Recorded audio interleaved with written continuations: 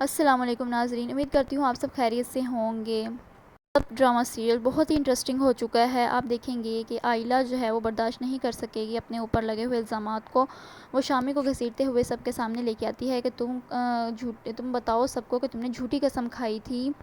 لیکن شامی جو ہے انکار کر دیتا ہے، کہ بولتا ہے کہ چھوڑو مجھے، میں نے ایسا کچھ بھی نہیں کیا۔ تو شامی کی ماما غصہ کرنے لگ جاتی ہے آئلہ پر کہ میرے بیٹے کو چھوڑو، تم اپنے گھٹیا کام میں میرے بیٹے کو کیوں گھسیٹ رہی ہو۔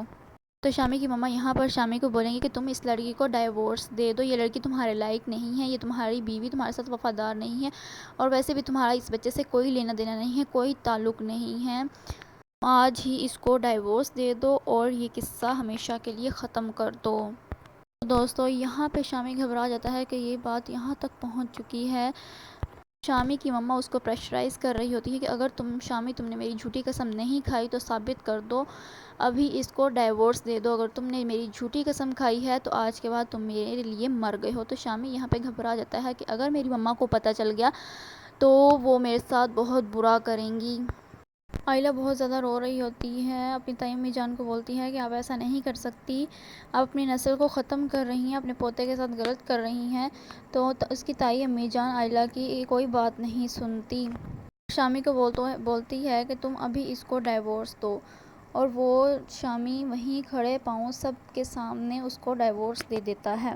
تو دوستو آئلہ کی زندگی تو برباد ہو کے رہ گئی ہے۔ دوسری طرف آئلہ کے بابا ہاسپٹل میں ایڈمٹ ہوتے ہیں، اور ڈاکٹر جو ہیں اس کی سیریس کنڈیشن بتا رہے ہوتے ہیں کیونکہ ان کو ہارٹ اٹیک ہوا ہے، اور آئلہ سوچ رہی ہوتی ہے کہ میں اپنے بابا کی صحت کے بارے میں کیسے پوچھوں۔ تو وہ اپنی بہن کے نمبر پہ کال کرتی ہے، تو اس کی بہن ماما کو بتاتی ہے کہ آئلہ کی کال آ رہی ہے، تو اس کی ماما کہتی ہے کہ ادھر دکھاؤ۔ اس کی ماما اٹھا لیتی ہیں، تو اس کی ماما اس کو بہت باتیں سناتی ہیں اور کہتی ہیں کہ اگر تمہارے بابا کو کچھ ہو گیا تو میں تمہیں معاف نہیں کروں گی کبھی۔ آئلہ کی ماما یہ کہہ کر فون کاٹ دیتی ہے، اور آئلہ بہت زیادہ روتی ہے اور پچھتاتی ہے کہ یہ سب کیا ہو گیا، اور اپنے بابا کی فوٹو اٹھا کر ان سے باتیں کرنے لگ جاتی ہے اور روتی ہے اور کہتی ہے کہ ہم جیسی اولاد کو زندہ ہی مار دینا چاہیے۔ آئلہ اپنے آپ کو بہت برا بھلا کہہ رہی ہوتی ہے اور بہت زیادہ رو رہی ہوتی ہے۔ تو دوستوں آئلہ کو یہ سب برداشت نہیں ہوتا اور وہ سوسائڈ کر لیتی ہے۔ دوسری طرف شامی کے دوست اس کو بولتے ہیں کہ تم نے اپنی بیوی کے ساتھ اچھا نہیں کیا، تم جا کے اپنی بیوی سے اور اپنے ماما پاپا سے معافی مانگ لو۔